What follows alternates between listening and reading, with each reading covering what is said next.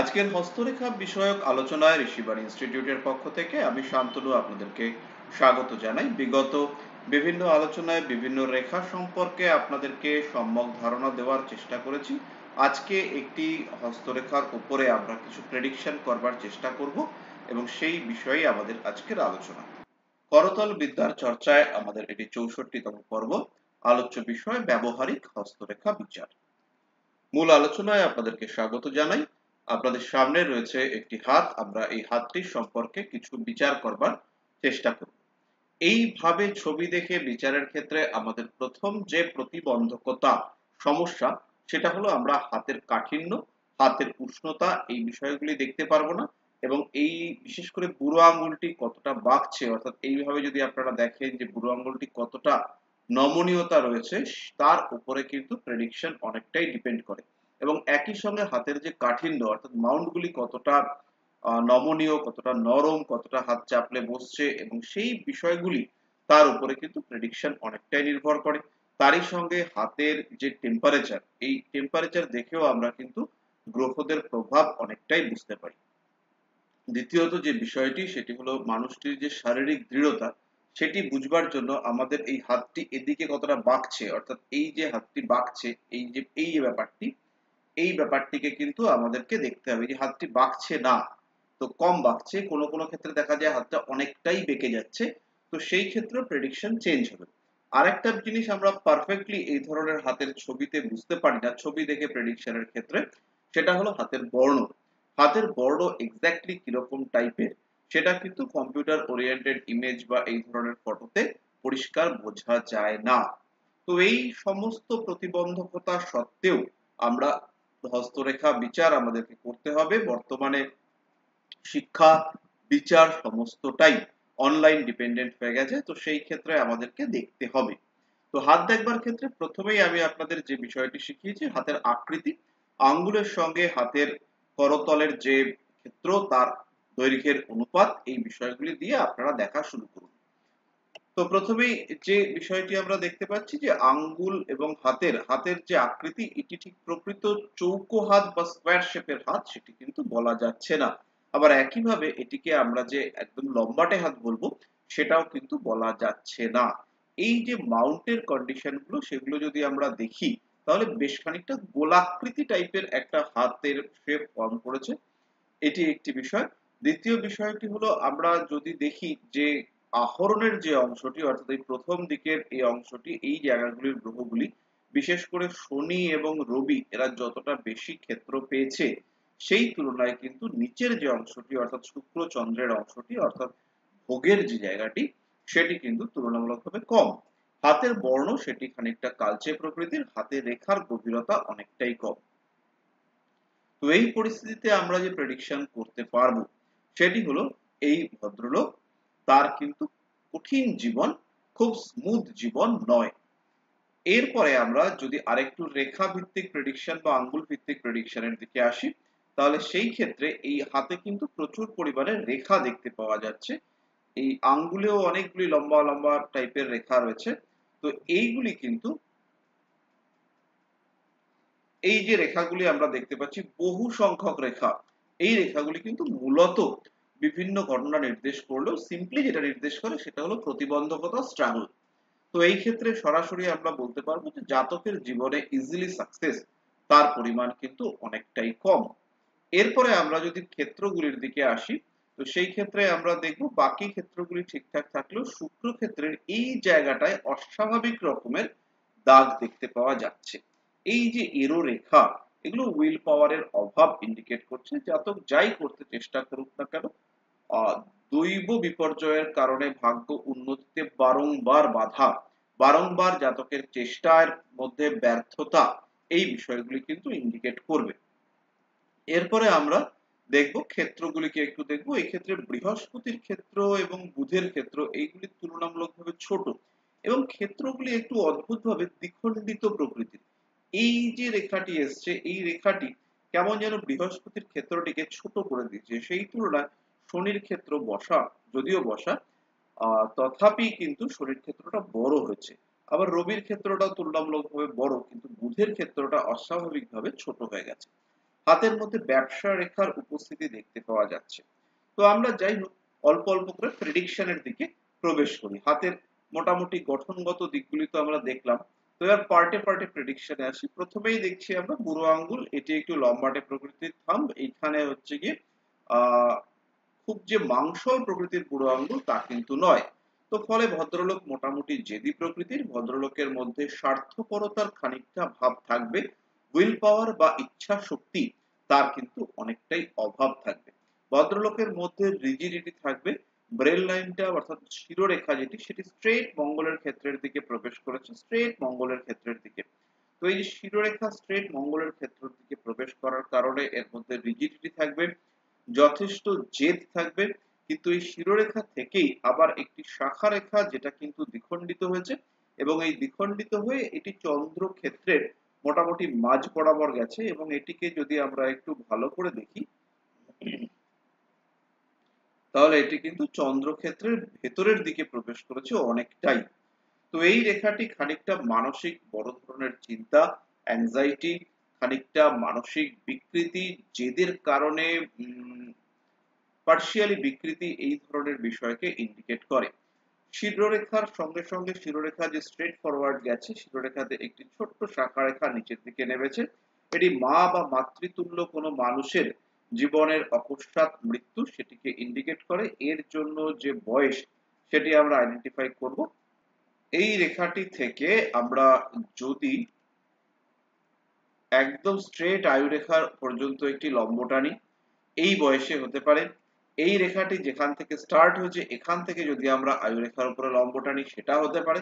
আবার এইখান থেকে প্রথমটি আমাদের লম্ব হয়নি, এই রেখাটিকে বিবর্ধিত করলে পরে আয়ুরেখাকে যেখানে টাচ করছে সেটা হতে পারে, অথবা এই রেখাটার শেষ প্রান্ত সেখান থেকে আয়ুরেখার উপরে লম্ব টানলে পরে সেটা হতে পারে। তাহলে মোটামুটি এই বছরটি এক্সপেক্ট করা যেতে পারে যে 18 বছর একটি 18, 23 অথবা 29, 30 এরকম এই এজে ভদ্রলোকের মা বা মাতৃতুল্য কোনো ব্যক্তির প্রাণহানি বা মৃত্যু, এই ধরনের বা খুব বড় ধরনের অসুস্থতা তার একটি সম্ভাবনা দেখতে পাওয়া যাচ্ছে। নেক্সট আমরা যে জায়গাটিতে আসবো সেটি হলো ভদ্রলোকের কেরিয়ার কবে স্টার্ট হচ্ছে। একটি বিষয় পরিষ্কার যে হাতটি দেখে বোঝা যাচ্ছে যে এই হাতটি কিন্তু একজন পুরুষ মানুষের হাত। তো এইখানে মণিবন্ধ রেখা, এখানে কিন্তু কোনো প্রমিনেন্ট মণিবন্ধ রেখা দেখতে পাওয়া যাচ্ছে না। প্রমিনেন্ট একটি ব্রেসলেট বা মণিবন্ধ রেখা এটি কিন্তু ভাগ্যকে অনেক বেশি স্টেবল করে। তো এই ক্ষেত্রে ভদ্রলোককে যে দুর্ভাগ্যের মধ্য দিয়ে কাটাতে হবে, বিভিন্ন সমস্যার মধ্য দিয়ে কাটাতে হবে, সেই বিষয়টি কিন্তু পরিষ্কার। ভাগ্য রেখাটি দেখতে পাওয়া যাচ্ছে যে ভাগ্য রেখাটি অপরাপর রেখার থেকে একটু বেশি প্রমিনেন্ট এবং বেশ স্ট্রেট। আবার মজার জিনিস হলো শিরোরেখাটিও স্ট্রেট, ভাগ্যরেখাটিও স্ট্রেট। ফলে ভদ্রলোক কিন্তু স্ট্রেট ফরওয়ার্ড জীবনে বিশ্বাসী, সহজ সরল জীবনে কাজ করবেন, এবং যার জন্য যা করবেন from the core of the heart অর্থাৎ মনের ভেতর থেকেই তিনি করবেন। কারোর জন্য কাউকে লোক ঠকানো, কাউকে প্রতারণা করা, কারোর সঙ্গে ছল চাতুরি করা, এই ব্যাপারটি কিন্তু এর মধ্যে একেবারেই অভাব থাকবে। মোটামুটি কেরিয়ারের এস্টাবলিশমেন্ট তাকে আমরা যদি এই দুটি ভাগে ভাগ করি, প্রথম যে ভাগ্যরেখাটির একটা স্টার্ট দেখতে পাওয়া যাচ্ছে মোটামুটি এরকম জায়গা থেকে, আর দ্বিতীয় আরেকটি স্টার্ট দেখতে পাওয়া যাচ্ছে সেটি হলো এখান থেকে। তো এই যে স্থানটি এটি মোটামুটি 22 বা 23 বছর বয়সকে ইন্ডিকেট করে।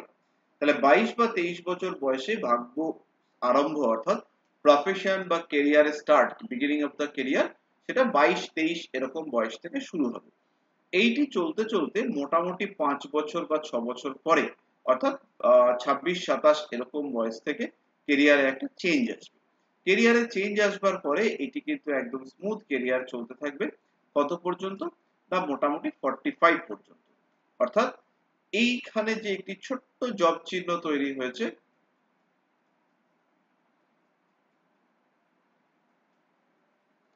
এই যে জব চিহ্নটি তৈরি হয়েছে এই সময় থেকে কিন্তু কেরিয়ারে কিছু ডিস্টারবেন্স আসতে শুরু করবে। ভাগ্যরেখার উপরে জব চিহ্ন সাধারণত শত্রু সংখ্যা বৃদ্ধি সেই ব্যাপারটিকে ইন্ডিকেট করে, দুর্ভাগ্য ইন্ডিকেট করে, প্রফেশনাল লস, টাকা পয়সা অর্থহানি, এই সমস্ত বিষয়গুলিকে নির্দেশ করে। তো সাধারণত এই যে ভাগ্যরেখার উপরে এই জায়গাটিতে শনির ক্ষেত্রে প্রবেশ করবার পরে একটি জব চিহ্ন সৃষ্টি হয়েছে, এটি কিন্তু ইন্ডিকেট করে বিভিন্ন রকম প্রতিবন্ধকতা। আর মোটামুটি যে বয়সটা বললাম অর্থাৎ 45-47 এইরকম বয়সে আসবার পরে শত্রু বৃদ্ধি, প্রতিবন্ধকতা, শারীরিক শক্তি ক্ষমতা তার হ্রাস প্রাপ্তি এই বিষয়গুলিকে ইন্ডিকেট করে।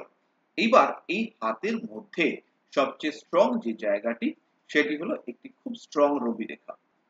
এই যে স্ট্রং বা বলবান রবি রেখাটি এটিকে যদি আমরা দেখি, এটি মোটামুটি এই জায়গা থেকে শুরু হয়ে একদম সুন্দরভাবে এসে এই নিচের দিকে একটা দ্বিধা বিভক্ত হয়েছে।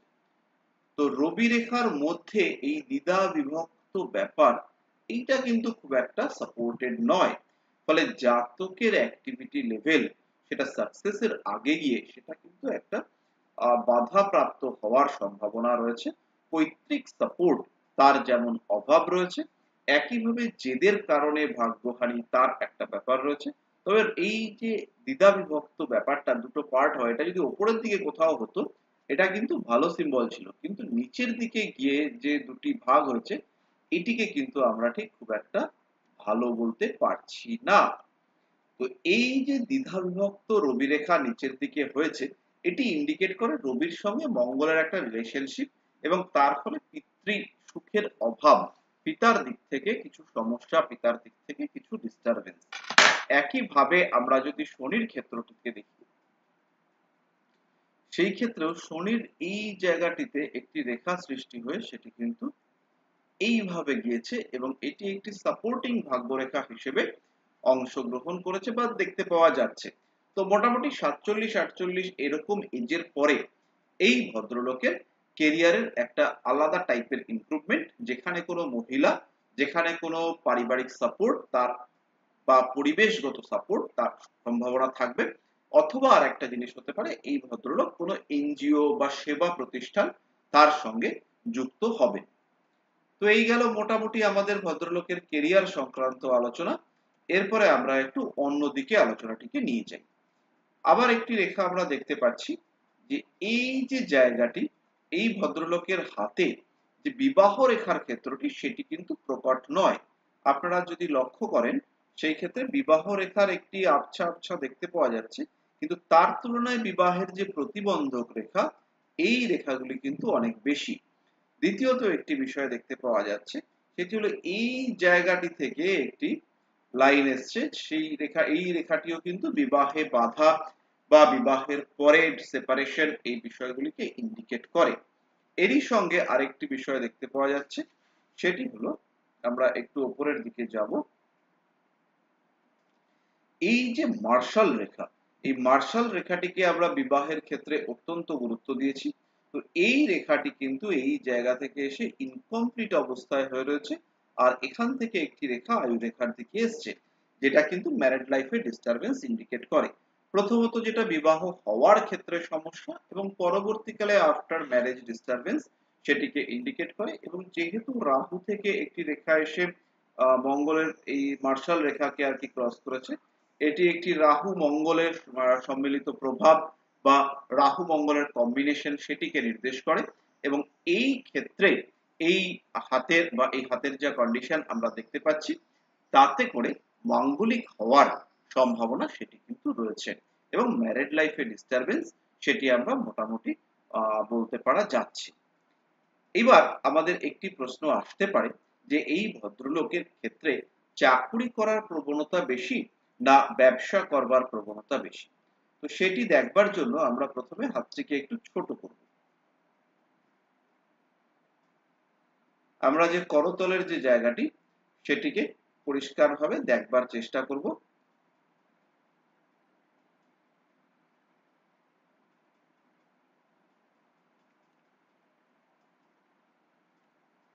এই ক্ষেত্রে দুটি জায়গা খুব পরিষ্কার। প্রথম জায়গাটি হলো হাতটির মধ্যে যে রবি রেখার অবস্থান সেটি কিন্তু খুব পরিষ্কার, যদিও নিচের দিকে দ্বিধা বিভক্ত রবি রেখা এটি কিন্তু খুব একটা শুভ নয়। দ্বিতীয় যে জায়গাটি খুব পরিষ্কার সেটি হলো স্ট্রেট ভাগ্যরেখা শনি ক্ষেত্রের দিকে প্রবেশ করেছে।